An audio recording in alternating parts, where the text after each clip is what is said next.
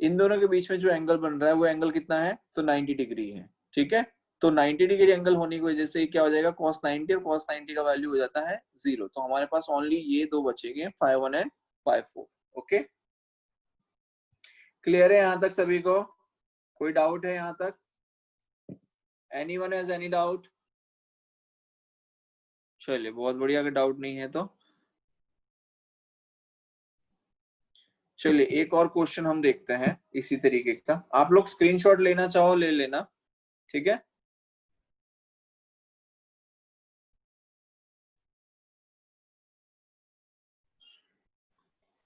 चलिए next question की तरफ बढ़ेंगे अब।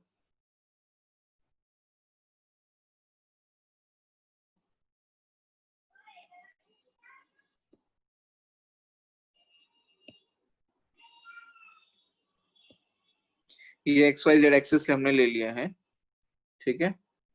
And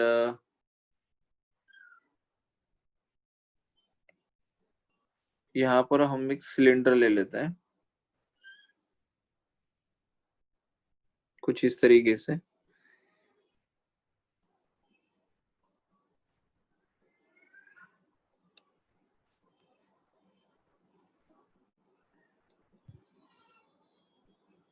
again we have taken a close surface, ये ध्यान रखिएगा। Right now we are taking close surfaces, ठीक है, हम उसी की प्रैक्टिस कर रहे हैं अभी, ठीक है। अब आप देखिए इसके अंदर एक तो ये बेटा आपकी कर्व्ड सरफेसेस हैं जो मैंने डार्क की हुई है, ठीक है, these are your curved surface, ठीक है।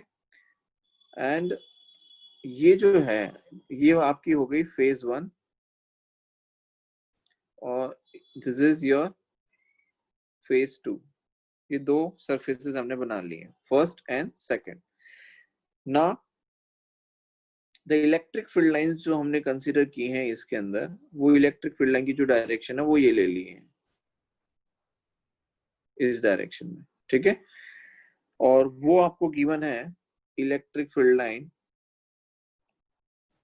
E is equals to E naught I cap, मतलब कि ये जो इलेक्ट्रिक फील्ड लाइन ली है that is along the x axis we have taken.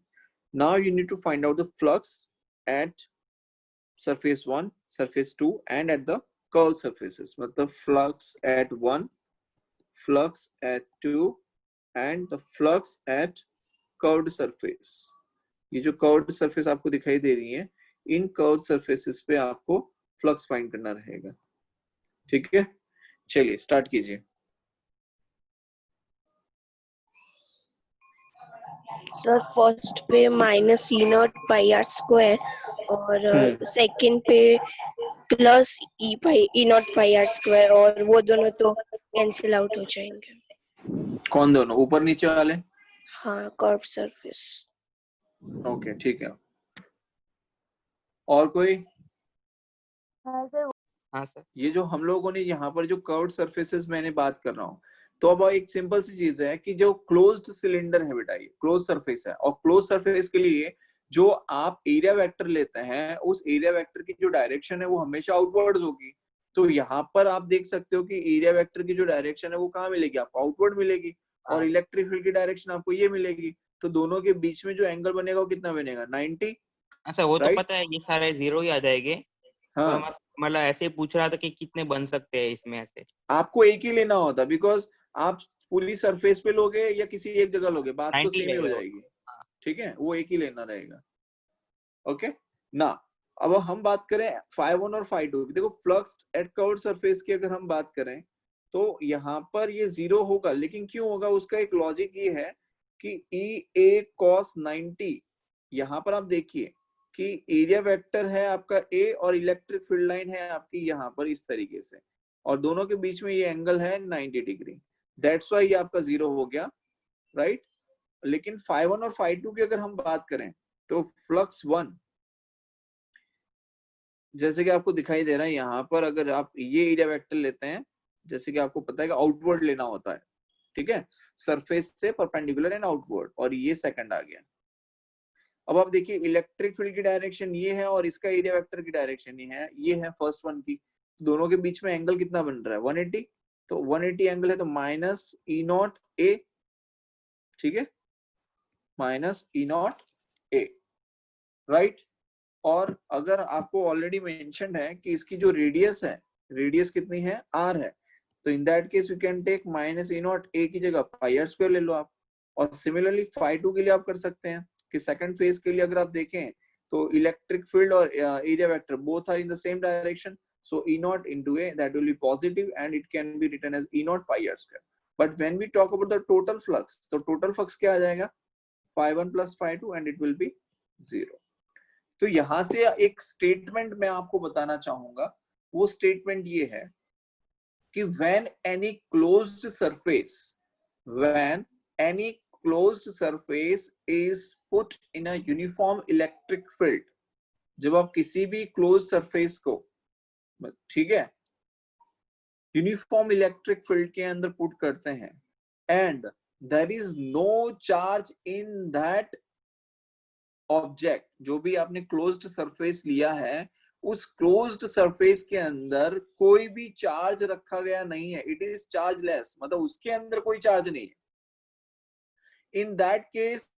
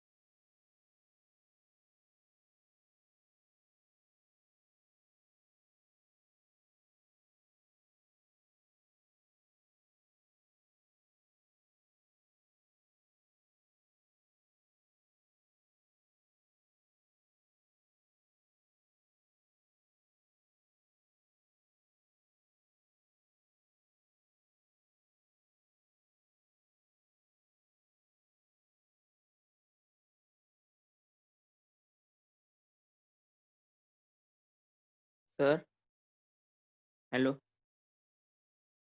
Sir, मुझे आपकी आवाज नहीं आ रही, मैं एक बार लीव करके आता हूँ सर। सर मुझे भी नहीं। अरे किसी को नहीं आ रही। अरे तो हाँ ठीक है। सर, तो ठीक है, कोई नहीं आ रही।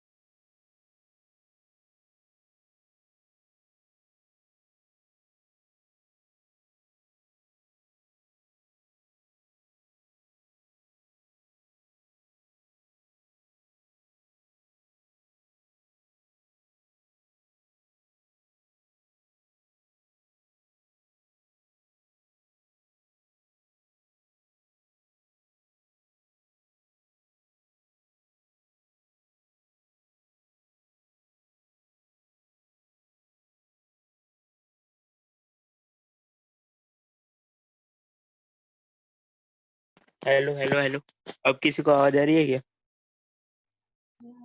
नहीं आ रही भाई। कुछ लिख रहे हैं सर स्क्रीन पे? ना।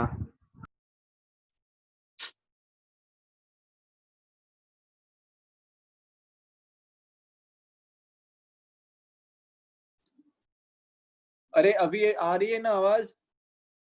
Yes sir. Okay okay, clear हो गया क्वेश्चन। एक क्यूब दिया है आपको, उसमें इलेक्ट्रिक फील्ड लाइन गिवन है e naught x i cap, और क्यूब को x equals to a distance पे पुट किया गया है। क्यूब की जो साइड्स हैं उसका लेंथ a गिवन है, मतलब उसका जो मैग्नीट्यूड है वो a है। ठीक है,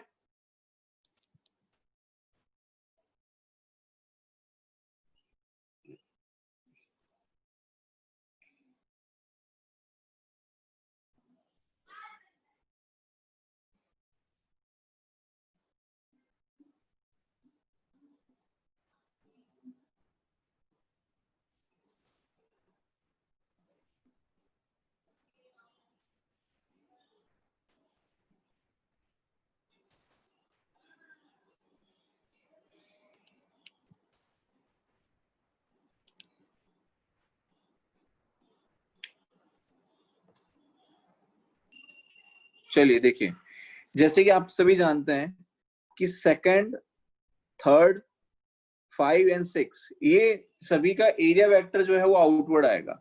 इसका मतलब हमने जो इलेक्ट्रिक फील्ड लाइन ली गई है वो इलेक्ट्रिक फील्ड लाइन की जो डायरेक्शन है, ठीक है, वो डायरेक्शन किस तरफ है? तो ये आपकी इलेक्ट्रिक फील्ड लाइन की डायरेक्शन है। और एरिया वेक्टर की जो डायरेक्शन है वो इलेक्ट्रिक फील्ड लाइन से कितने डिग्री पे है? 90 डिग्री पे है।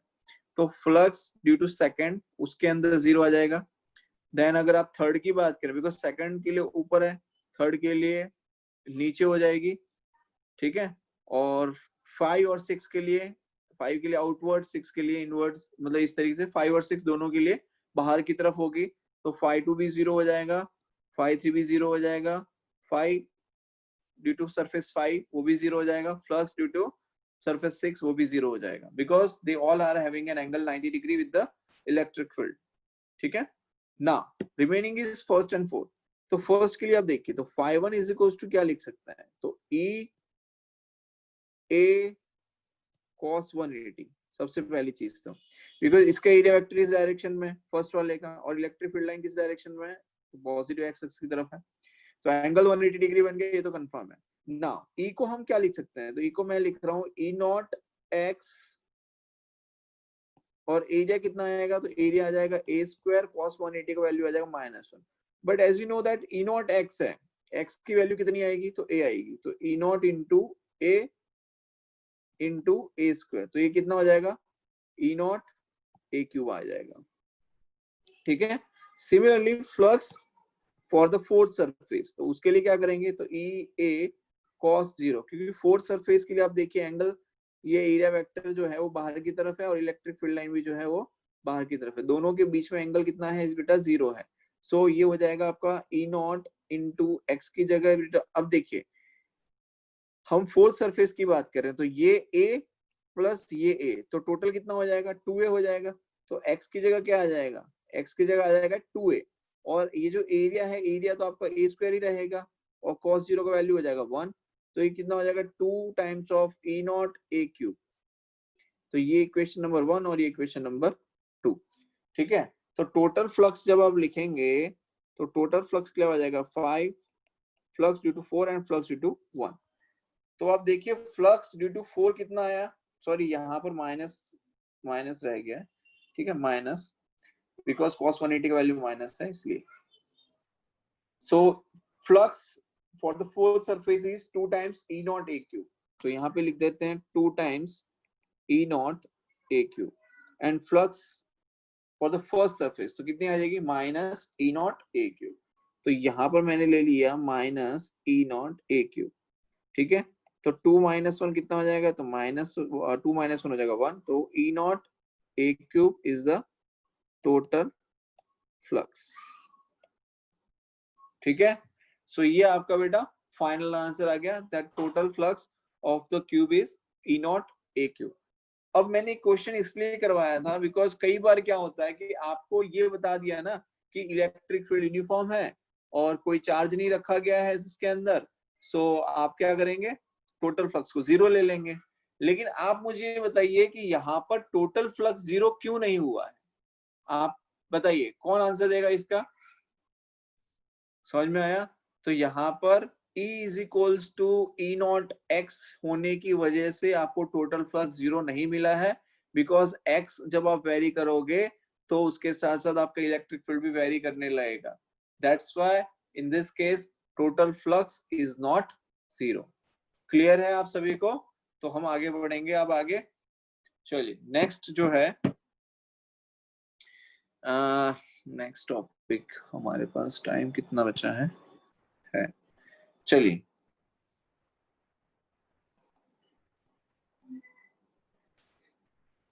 सपोज हमने एक स्फीयर ले लिया है, ठीक है, क्या ले लिया, एक स्फीयर ले लेता हूं।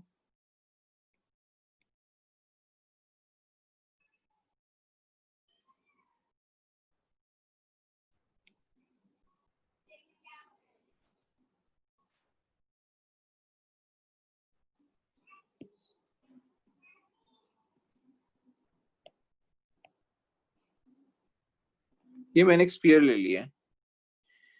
अब इस स्फीयर के अंदर मैंने क्या किया है कि एक प्लस क्यू चार्ज रख लिया है। क्या किया है? एक प्लस क्यू चार्ज ले लिया है, राइट। और इस प्लस क्यू चार्ज की वजह से बेटा क्या होगा, अब हमें यूनिफॉर्म इलेक्ट्रिक फील्ड मिलेगी, बिकॉज हमने चार्ज को पुट कर दिया एक स्फीयर के अंदर। स्फीयर हमने लिया है एंड इट्स अ 3D में समझना है, it's a close surface, right. So plus Q charge की वजह से अब देखिए, हाँ, ये जो हमने चार्ज लिया है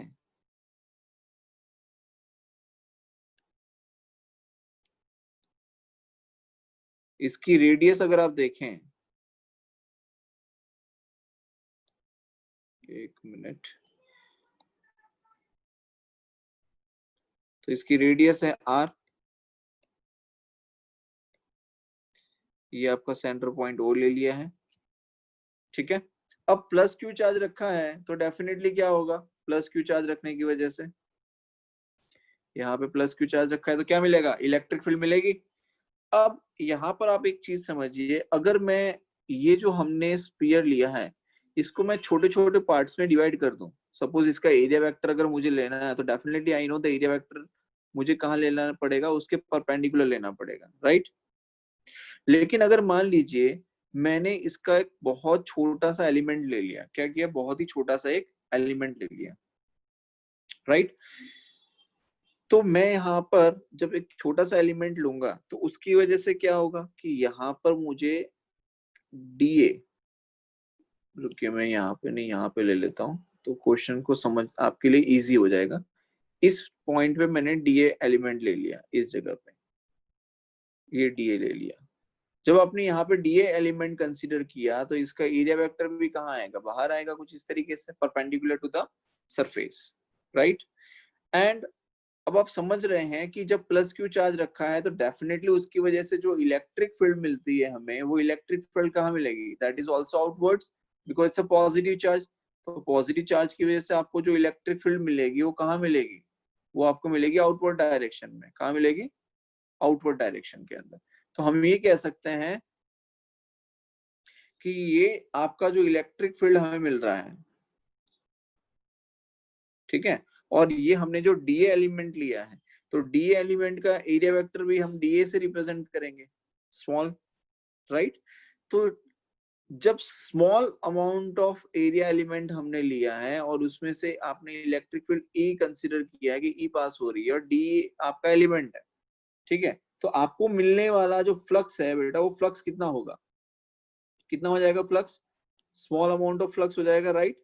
तो मैं उस स्मॉल अमाउंट ऑफ फ्लक्स को क्या लिख सकते हैं, डी फाई। तो d phi is equals to क्या लिखेंगे, वेक्टर ई डॉट डीए। क्या लिखेंगे, वेक्टर ई डॉट डीए। ये बहुत इंपॉर्टेंट स्टेटमेंट है, आप इसका ध्यान रखना, ठीक है, ये जो मैंने लिखा है D phi is equal to vector E dot D A, it's very important, so इसे ध्यान से समझिएगा।